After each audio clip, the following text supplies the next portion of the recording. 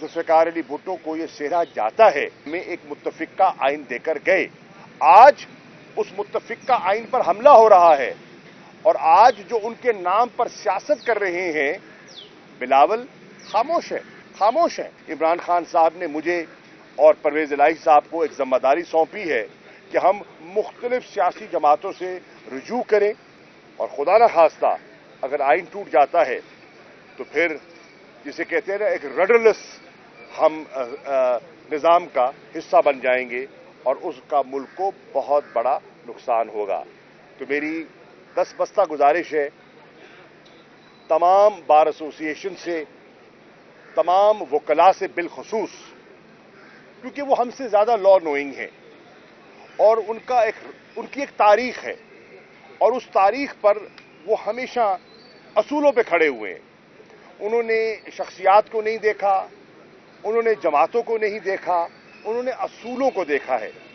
ये हमारी पाकिस्तान की जो लीगल फ्रेटर्निटी की तारीख इस बात की गवाह है। उन्होंने हमेशा असूली मौक़िफ़ का साथ दिया है।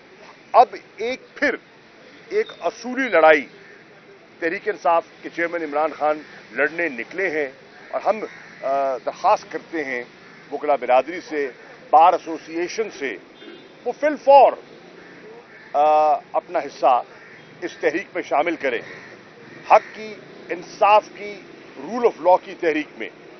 और मैं बिल्कुल इत्तफाक करता हूं, पीपल्स पार्टी के दो नामवर वकीलों के साथ इत्तफाक करता हूं, बैरिस्टर सेनेटर एतजाज एहसन साहब और सेनेटर लतीफ़ खोसा साहब। वो हमारी जमात से नहीं हैं, लेकिन उनका बड़ा वाज़े मौक़िफ़ है।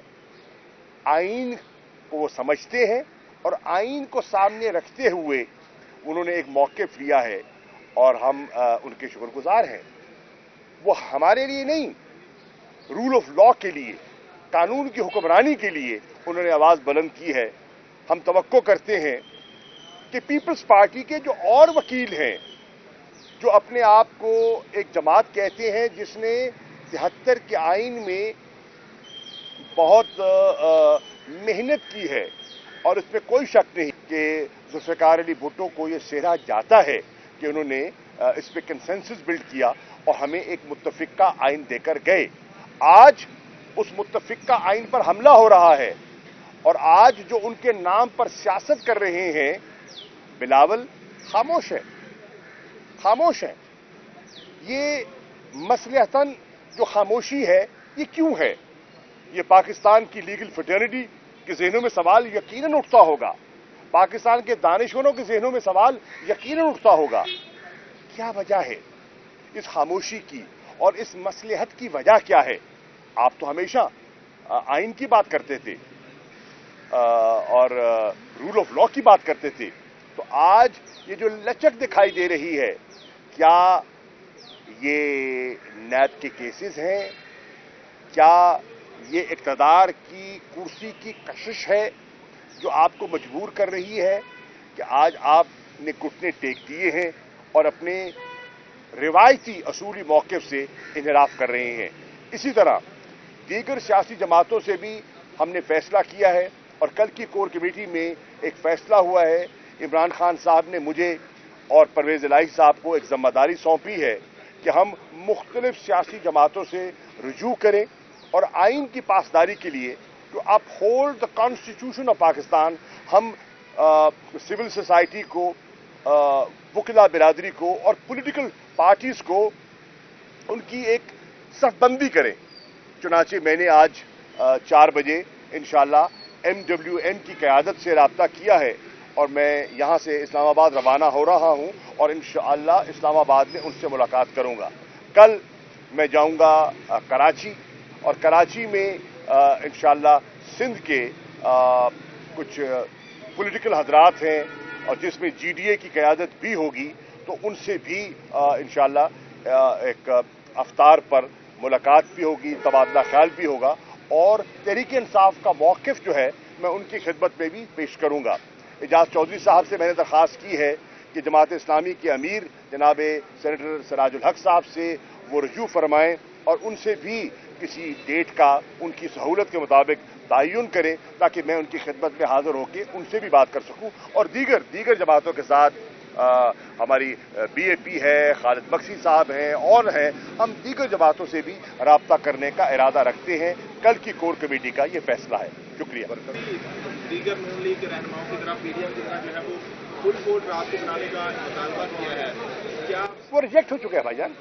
چیف جسٹس صاحب اس کو مسترد کر چکے ہیں اور ٹھوس قانونی اور رولز کو سامنے رکھ کے انہوں نے کیا ہے۔ بالکل درست ہے۔ اب جو سچویشن ہے ملک کے اندر مہنگائی آسمانوں کو چھو رہی ہے، وزیر اعظم عمران خان نے اس دن کہا تھا کہ جن لوگوں نے ان کو لایا ہے ان کے پاس کوئی پلان نہیں ہے۔ ان حالات میں اگر تحریک انصاف آتی ہے تو وہ ملک کو سنبھال لے گی؟ انشاءاللہ میں آج کرتا ہوں۔ پہلی بات تو یہ ہے کہ آپ صحیح فرما رہے ہیں، مہنگائی آسمان کو چھو رہی ہے۔ 46.7% آج آپ کا افراط زر ہے۔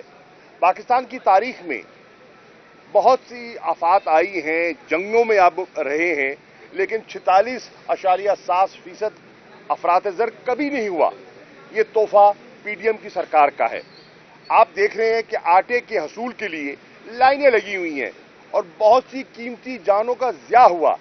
آپ نے دیکھا کہ معاشی کیفیت اور معاشی بدحالی کا عالم یہ ہے کہ کل کراچی میں 12 اموات ہوئی ہیں۔ خواتین مطلب بچے وہ راشن کے لیے اس کے حصول کے لیے وہاں پہنچے تھے اور وہاں بھگدڑ میں 12 اموات کراچی میں ہوئی ہیں۔ یہ کیفیت آپ خیبر پختونخوا چلے جائیں، آپ پنجاب کے مختلف شہروں میں چلے جائیں۔ میرے اپنے شہر ملتان میں ایک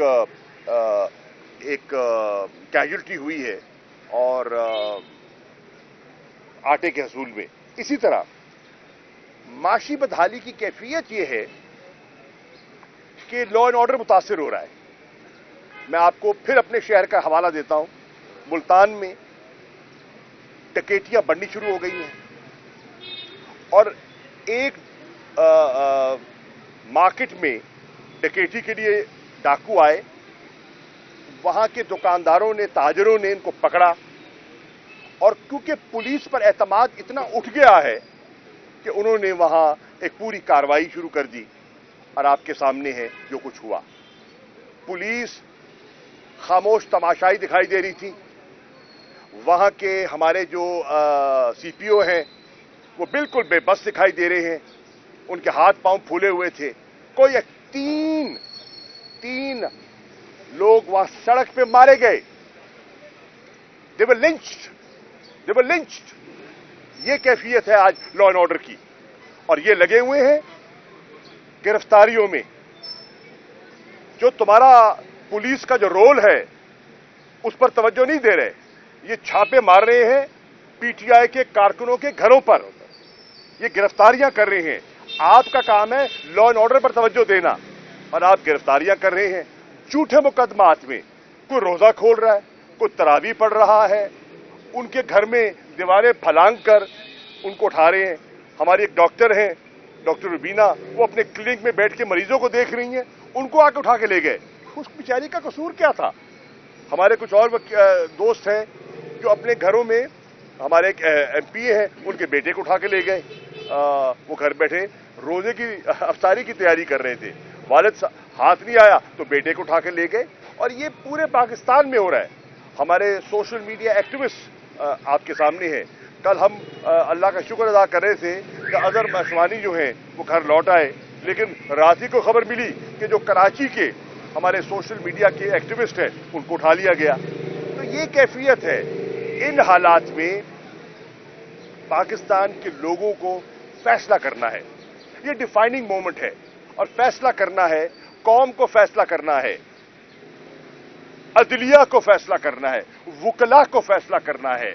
ایک طرف راستہ ہے جو جسٹس کارنیلیس دکھا گئے اور ایک راستہ ہے جو جسٹس منیر دکھا گئے، اور آج کالے کوٹ کو فیصلہ کرنا ہے کہ وہ کارنیلیس کے راستے پہ چلنا چاہتے ہیں یا جسٹس منیر کے پیروکار بننا چاہتے ہیں۔ دس از دی ڈیوائڈ اور لوگوں نے فیصلہ کرنا ہے۔ شکریہ۔